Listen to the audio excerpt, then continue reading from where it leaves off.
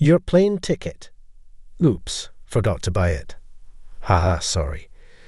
When I told my boss that I was the only one without a plane ticket for the company trip, he said everyone around us burst into laughter. Eventually, the group arrived at the luxury hotel without me. But then the manager of the hotel told them something. He's not here, so you can't use the facility. Yes, this is where my revenge on my boss began. My name is Tyler Brown. I'm 40 years old, and I am a company employee. I joined this company right after high school, enduring daily harassment from my college-educated boss, Ethan. Lucky you, getting into this company with just a high school diploma.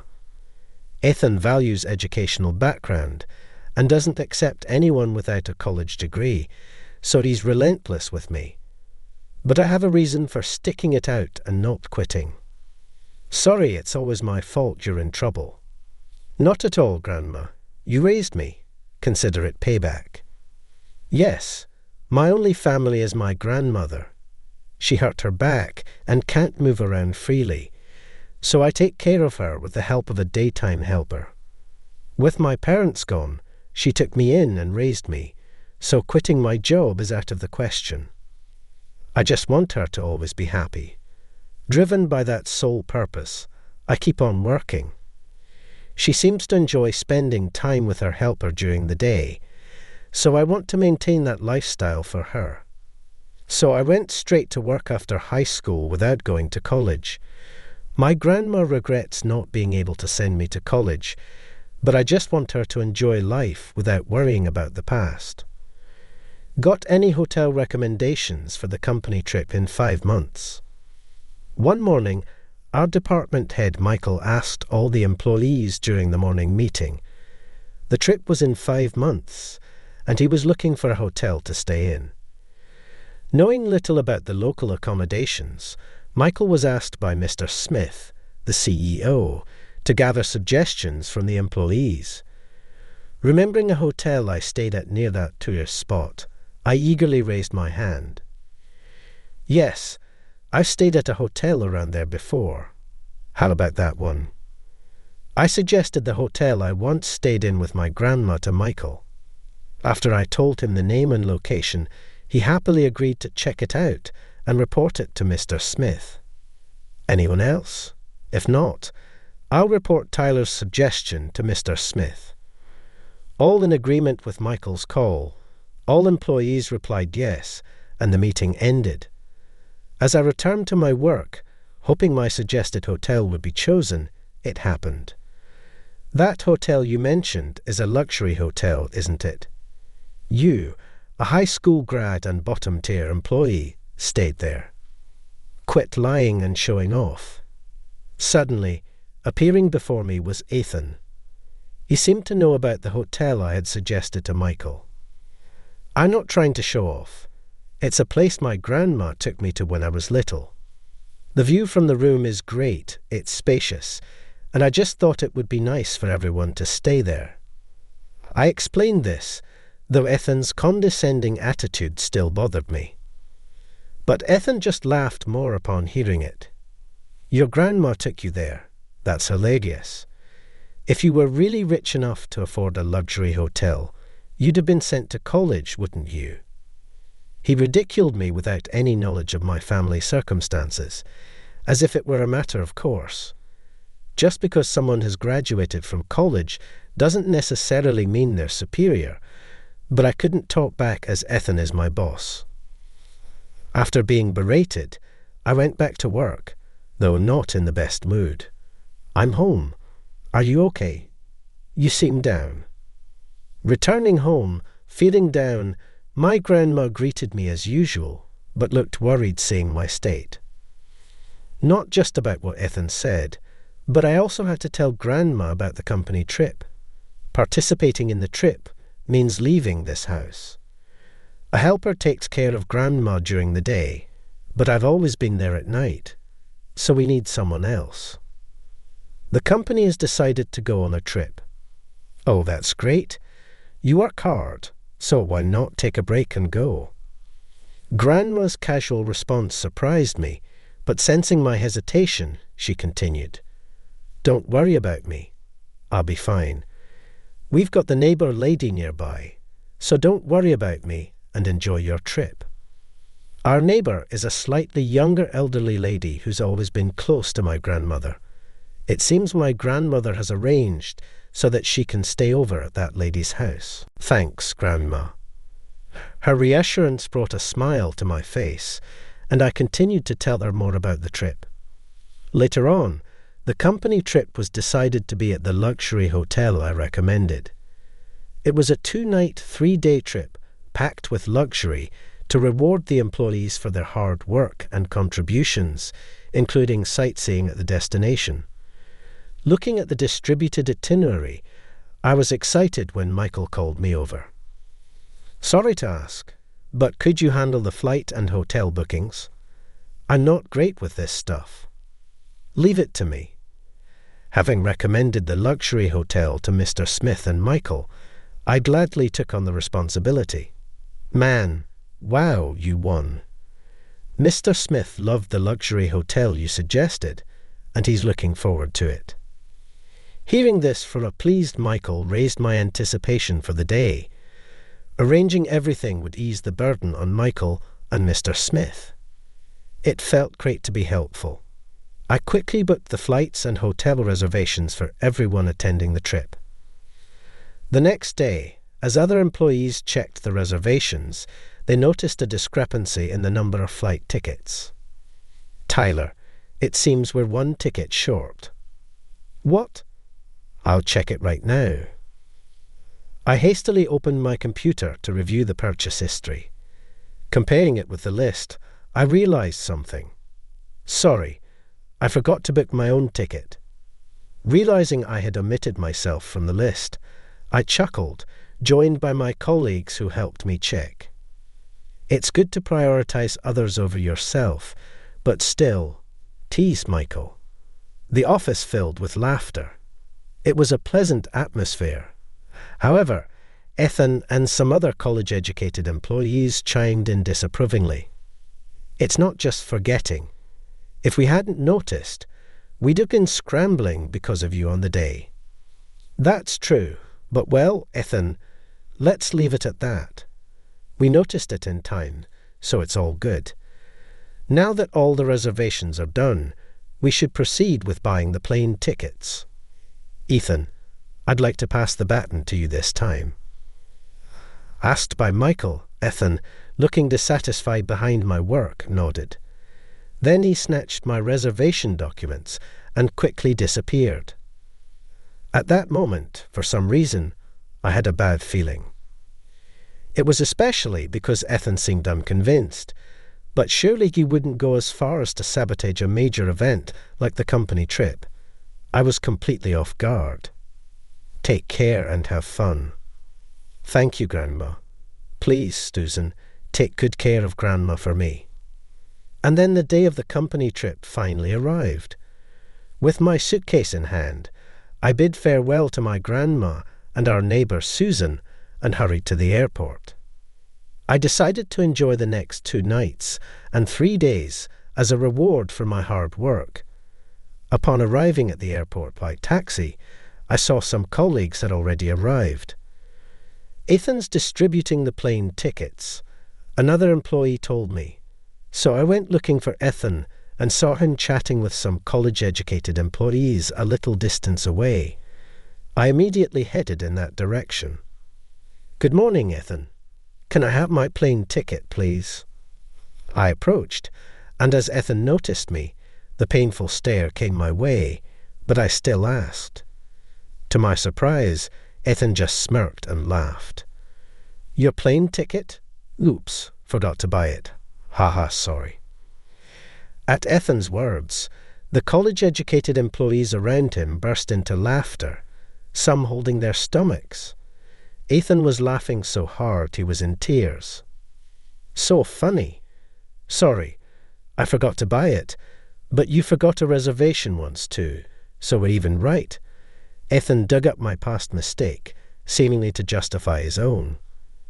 He deliberately didn't buy my ticket.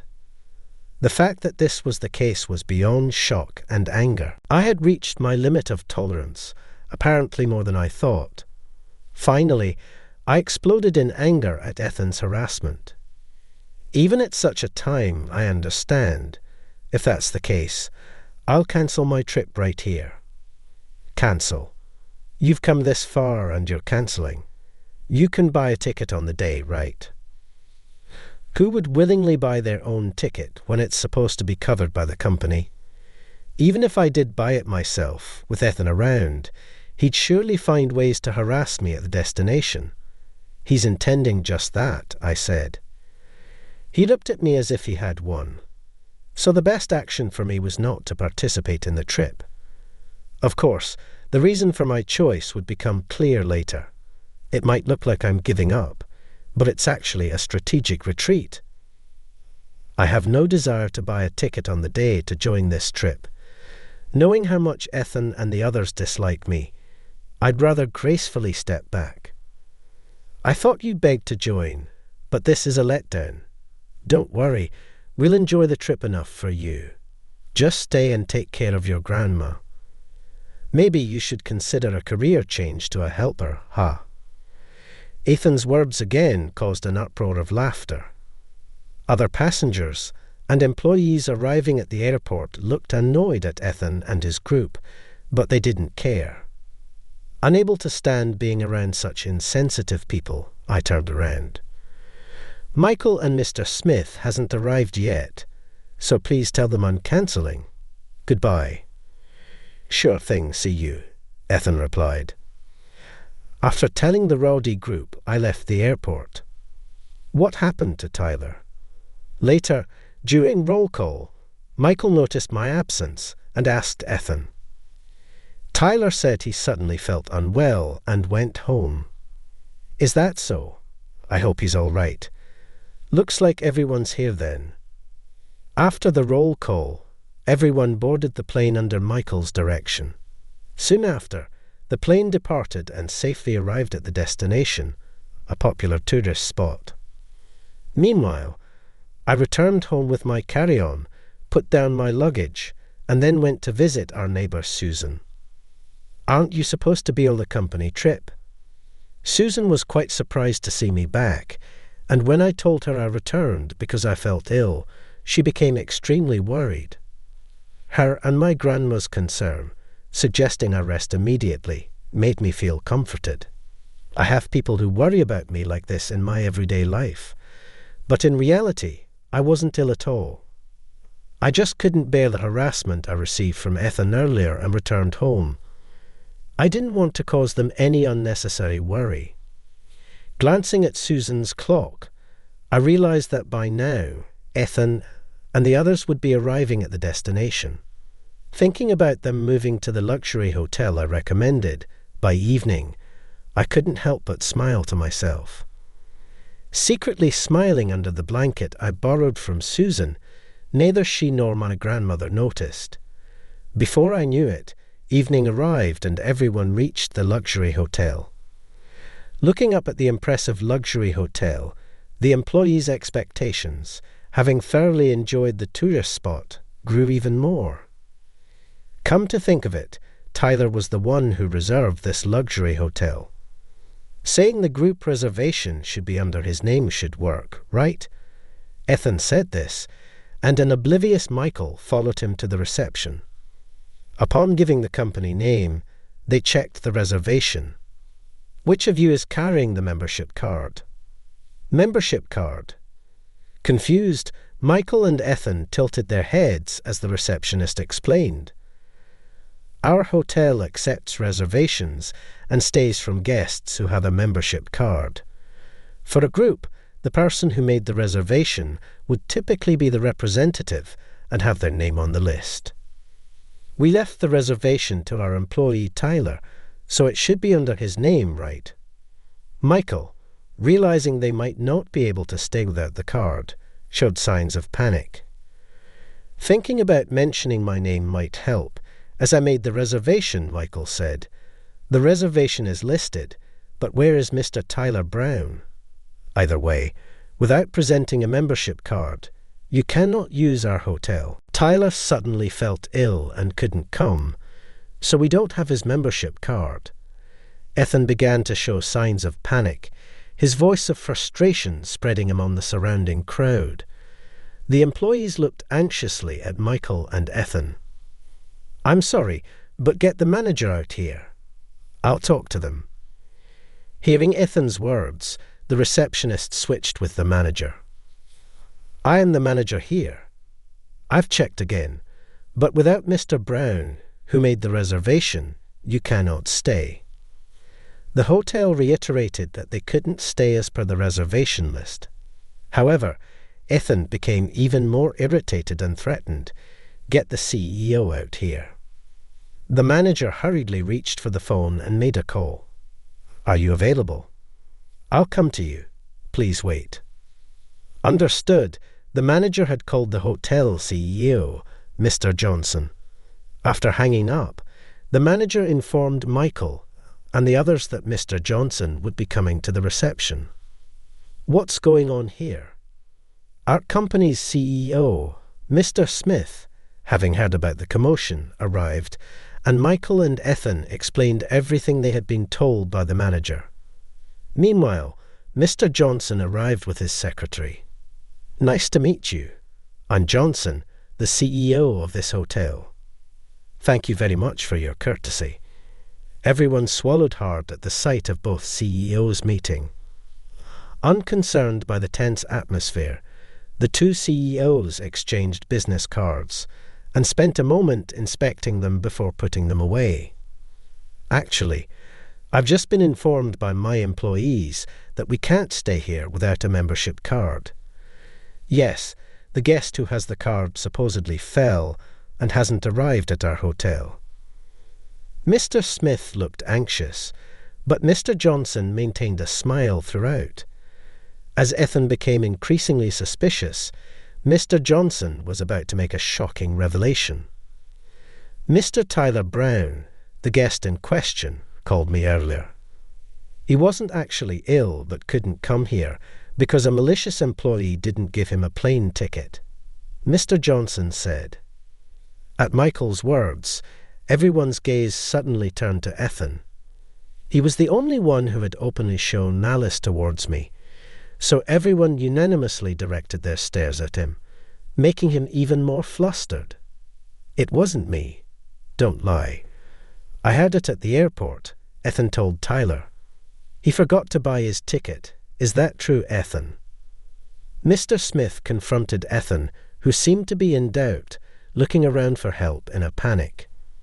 But with witnesses present, no one defended Ethan, not even the college-educated employees pretended not to know him. Ethan, looking frustrated, finally confessed the truth. "It was just a light-hearted joke. He's only a high school graduate and always tries to outshine me, a college graduate. I couldn't bear the thought of him going on the company trip, so I admit it, I didn't buy his plane ticket," Ethan confessed. Mr. Smith scolded Ethan for his actions. "What have you done? You've ruined our much-awaited trip. Does this mean we have to sleep outside on our first day?" "Don't worry, Mr. Smith. As an exception, we will allow you to stay tonight without a membership card. I have a long-standing relationship with Mr. Brown, so I cannot let his colleagues sleep outdoors," Mr. Johnson assured. "Thank you, you've saved us," everyone said in relief. Now that everyone knew Mr. Johnson, and were acquainted, Ethan spent the day quietly, a change from his usual behaviour. "Thank you for your cooperation," I said. "Not at all. Please don't worry about it. Please extend my regards to Dorothy," Mr. Johnson replied. After everyone was settled in the hotel, Mr. Johnson called me, and I expressed my gratitude. Upon hearing what had happened, Mr. Johnson was deeply apologetic. Mr. Johnson was an old friend of my grandmother and had been close to us for many years. Since my grandmother hurt her back, I hadn't been able to visit or use the hotel. When I mentioned introducing the hotel for the company trip, He was very pleased and had been looking forward to seeing me. Unfortunately, things turned out this way, leaving me feeling apologetic. I promised to visit him again with my grandmother, I thought to myself, ending the call with Mr. Johnson. Afterwards, everyone returned safely from the company trip, but Ethan was severely reprimanded by Mr. Smith and Michael. His deliberate omission of buying other employees plane tickets and the harassment towards me and other high school graduates came to light, leading to his transfer. After his transfer, I heard Ethan ended up in an apartment where the head of the department seemed to be a very strict man, and he had to be disciplined every day. I hoped that he would learn from this and stop prejudging and harassing people based on their educational backgrounds. Long time no see, how have you both been? I asked. Thanks to my grandson, I'm always in good spirits, Mr. Johnson replied. Several years later, I visited Mr. Johnson's hotel with my grandmother, who was in good health. We couldn't make it to the company trip years ago, but I'm really glad we could visit together this time. The reunion was a joy for Mr. Johnson, and my grandmother was all smiles in the welcoming atmosphere. I felt deeply moved, knowing that it wasn't just my effort that brought about this happiness. It's all because of the connections we've made, I thought to myself.